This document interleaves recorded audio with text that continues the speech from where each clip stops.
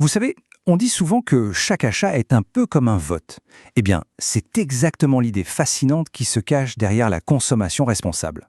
On est loin du simple fait de choisir un produit en rayon. Non, là, c'est toute une philosophie qui nous amène à repenser notre impact, de la fabrication d'un objet jusqu'à sa toute fin de vie. Voilà, la question qui résume tout. Et si, en fait, chaque euro dépensé était comme un bulletin de vote pour le monde dans lequel on a envie de vivre? C'est vraiment ça le cœur de la consommation responsable. Un seul choix, individuellement, ça peut sembler tout petit, presque anodin, mais collectivement, ah là, leur poids devient énorme. D'accord, mais pour que ce fameux vote soit vraiment éclairé, il faut d'abord bien comprendre ce qu'on entend par consommation responsable. Alors allons voir la définition d'un peu plus près.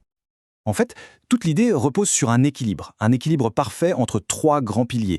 Le premier, c'est le respect de l'environnement, bien sûr. Le deuxième, c'est d'avoir un impact positif sur l'économie, et on pense surtout à l'économie locale. Et le troisième, eh bien, c'est un bénéfice direct pour notre propre santé. C'est une vision à 360 degrés en quelque sorte, un choix qui est bon pour la planète, pour la communauté et pour soi. Mais attention, la responsabilité ne s'arrête pas au moment où on passe à la caisse. Pas du tout. Elle couvre tout le cycle de vie d'un produit, de sa fabrication à son utilisation et jusqu'à sa fin de vie. L'objectif, au fond, il est assez simple.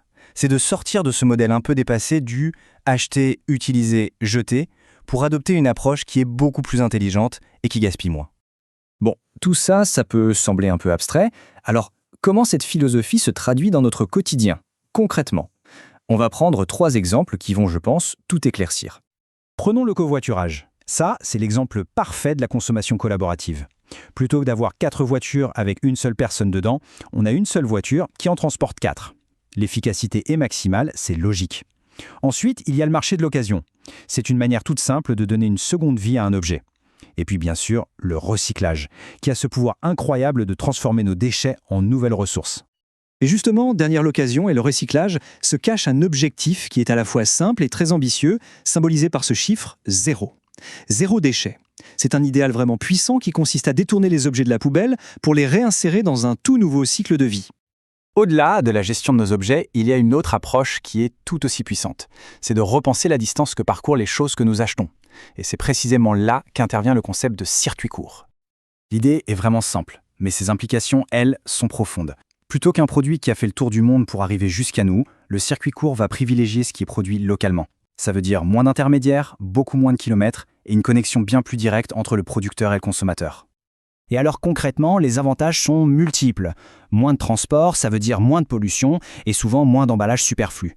Sur le plan économique, c'est une part plus juste du prix qui revient directement au producteur.